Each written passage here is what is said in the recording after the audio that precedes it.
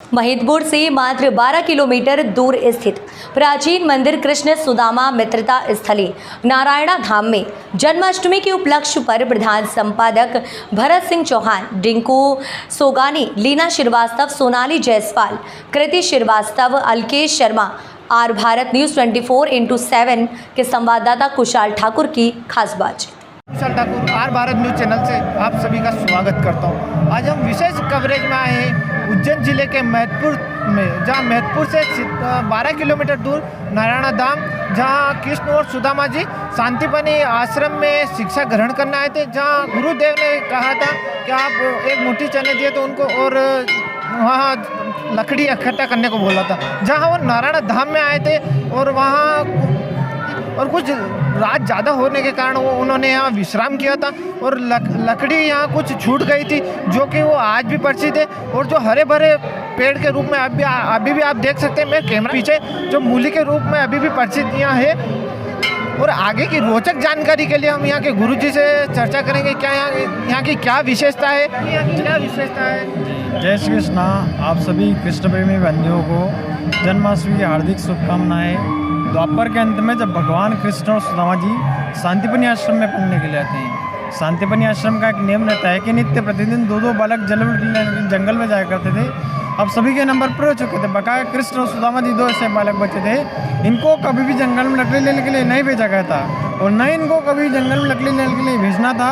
किसी कारणवश गुरुजी बाहर जाते हैं, गुरुमाता रहती है, पाठशाला को प्रारंभ करती है और सभी शिष्य से बताती है कि लकड़ी लाने का नंबर किनका है। तब सभी शिष्य बताते हैं कि हमारे सबके नंबर पूरे हो चुके हैं। बकाया कृष्ण और सुदामा जी 2 ऐसे बालक बचे हैं, इनको कभी भी जंगल में लकड़ी लेने के लिए नहीं भेजा गया है। तो श्री कृष्ण और सुदामा जी को बुलाती है गुरुमाता और कहते हैं कि आपका लकड़ी लाने का नंबर था, आप लकड़ी लेने जंगल में जाएंगे। तो गुरुमाता के आज्ञा अनुसार भगवान कृष्ण और सुदामा जी वहाँ से लकड़ी लेने के लिए चलते हैं।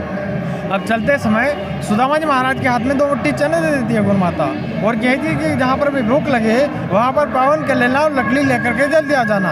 अब यह लीलाधारी उन्हें लकड़ियाँ वहीं पर भी मिल सकती थी। उज्जैन के आसपास चारों तरफ महाकाल वन हुआ करता था। अब वह यहाँ पर लकड़ियाँ लेने की क्यों आते हैं? यहाँ पर आने का उनका एक उद्देश्य रहता है। यहाँ पर एक ऐसी लकड़ी की तलाश में आते हैं जो अद्रुम हो, जिसको जलाने पर धुआं न निकले, जिसमें कीड़ा या दीमक न लगा हो, क्योंकि स्वयं नारायण क्यों चाहेंगे किसी जीव की हत्या हो। एक ऐसी प्रकार की लकड़ियों को तलाश करते हुए यहाँ पास में एक स्वर्णगिरी पर्वत है, यहाँ पर आते हैं। यहाँ पर आने के पश्चात में प्रभु श्री कृष्ण और सुदामा जी अपनी लकड़ियों को एकत्रित करते हैं, उनको मूल्यों की तरह बांध करके अपने शर्त पर धर करके आश्रम की ओर चलते हैं। जब यहाँ पर आते हैं, यहाँ पर आते समय संध्या हो जाती है और अचानक तेज बारिश चालू हो जाती है। उस तेज बारिश के कारण प्रभु श्री कृष्ण अपनी सूखी मूली को यहाँ रखते हैं और जो सुदामा जी महाराज अपनी सूखी मूली को लेकर करते हैं वो वहाँ रखते हैं। अब सूखी मूली रखते हैं और जैसे जैसे रात्रि होती जाती है वैसे वैसे मूलियाँ चैतन्य होती जाती है, इनका आकार स्वरूप बदलता जाता है। यह सुबह होते होते हरे भरे वृक्ष के रूप में परिवर्तित हो जाती है। अब सुबह सुबह सुदामा जी महाराज को अत्यंत तीव्र भूख सताने लगती है।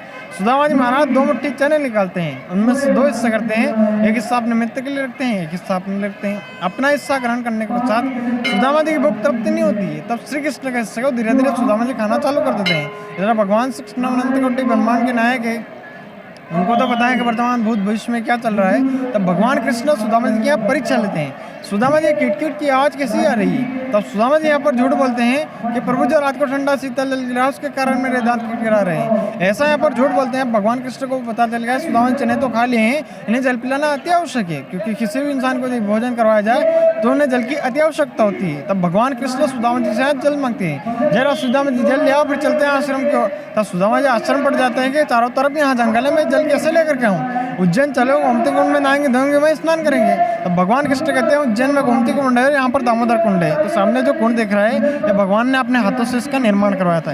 यहाँ से फिर अगले दिन चलते समय सुदामा जी महाराज से 2 मुट्ठी चने मांगते हैं। जरा 2 मुट्ठी चने ले आओ, फिर चलते हैं आश्रम की ओर। अब सुदामा जी आश्रम पड़ जाते हैं कि प्रभु मैं चने कैसे लेकर के आऊँ? वो तो गिलारी ले उठा करके ले गई। अनेक प्रकार के बहाने बनाने लगते हैं और अनेक प्रकार के बहाने भगवान श्री कृष्ण के सामने नहीं चलते हैं। और भगवान श्री कृष्ण के सामने जो सुदामा जी महाराज रहते हैं वो सत्य कहते हैं कि प्रभु मैं उसे ग्रहण कर चुका हूँ। तो भगवान कृष्ण कहते हैं आपने मित्रता के साथ में छल किया है, मित्रता का हिस्सा खाया आपने, तो आपको दरिद्रता का शाप तो भोगना ही पड़ेगा। तो इसी स्थान से भगवान श्री कृष्ण ने सुदामा जी को दरिद्रता का शाप दिया था। और वही श्राप द्वारिका में 2 मुट्ठी चावल खा के उनका उद्धार होता है। अगले दिन जब सभी शिष्यों को एकत्रित करके शांतिमणि मुनि पाठशाला को प्रारंभ करते हैं तब 2 शिष्य दिखाई नहीं देते हैं, श्री कृष्ण और सुदामा जी। तब सभी शिष्य से बताते हैं क्या श्री कृष्ण और सुदामा जी कहाँ गए हैं? तब सभी शिष्य बताते हैं वह तो गुरु माता की अज्ञानवश जंगल में लकड़ी लेने के लिए गए। चूँकि जो शांतिमणि मुनि थे उस बात को जानते थे स्वयं नारायण के अवतार है, इनको कभी भी जंगल में लकड़ी लेने के लिए नहीं भेजना है। अब शांतिमणि मुनि उनको ढूंढते हुए यहाँ पर आते हैं। यहाँ पर आने के पश्चात में नारायण नाम की तपस्या करते हैं और नारायण नाम से भगवान कृष्ण को संबोधित करते हैं। इसी महत्व को ध्यान में रखते हुए उस गांव का नाम भी नारायण रखा गया है। यहाँ से पूजन विधि के बाद उज्जैन ले जाते हैं। उज्जैन ले जाने के बाद में भगवान श्री कृष्ण 64 दिन में 64 कलाओं का अध्ययन करते हैं। सुदामा जी भी अध्ययन करते हैं। सुदामा जी सुदापुर को जाते हैं, भगवान द्वारिका को जाते हैं। यहाँ जो श्राप दिया गया था उसके पीछे एक छोटा सा रहस्य छुपा हुआ है। उज्जैन अवंतिका नगर में तपस्या ब्राह्मणी रहती थी। वह दिन प्रतिदिन भिक्षावृत्ति की थी और अपने जीवन को व्यापन कर रही थी।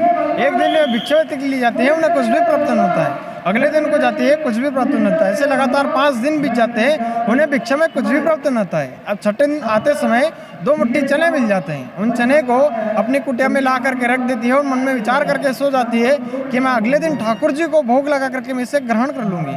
पर समय कुछ और करवाना चाहता है। अचानक उसी रात्रि को वहाँ चोर घुस आते हैं। चोर घुसाने के पश्चात में जब 2 मुट्ठी चने को अपने हाथ में ले करके देखते हैं तो उसमें से कनकन जैसी आवाज आती है। तो चोर यह समझते हैं ना कि उसमें हीरा जवाहरात होंगे।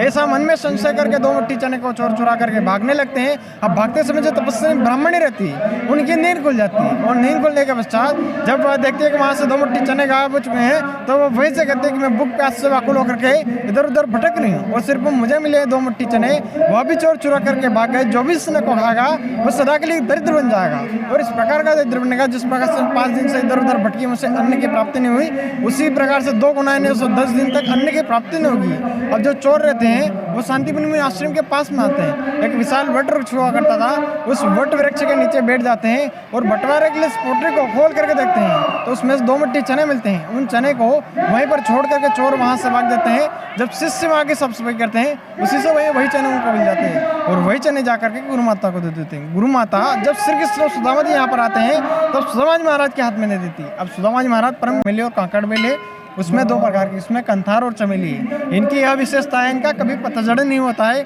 इसके पश्चात में हम इनमें ऊपर से जल नहीं डालते हैं। जो वर्षा का जल रहता है सिर्फ वही जल रहता है और इनकी आयु लगभग जो जब शांतिमणि आश्रम में पढ़ने के लिए आते हैं उसी समय भगवान कृष्ण और सुदामा जी आते हैं, उसी समय की ये वृक्ष आज भी प्रमाण के रूप में मौजूद है। और यह विश्व में एकमात्र मंदिर है जहाँ भगवान कृष्ण और सुदामा जी विराजते हैं। आप कहीं पर भी चले जाएंगे श्री कृष्ण और सुदामा जी साथ में देखने को नहीं मिलेंगे। जय श्री कृष्ण। ऐसे में कैमरामैन दीपक गुज्जर के साथ कुशल ठाकुर की खास खबर।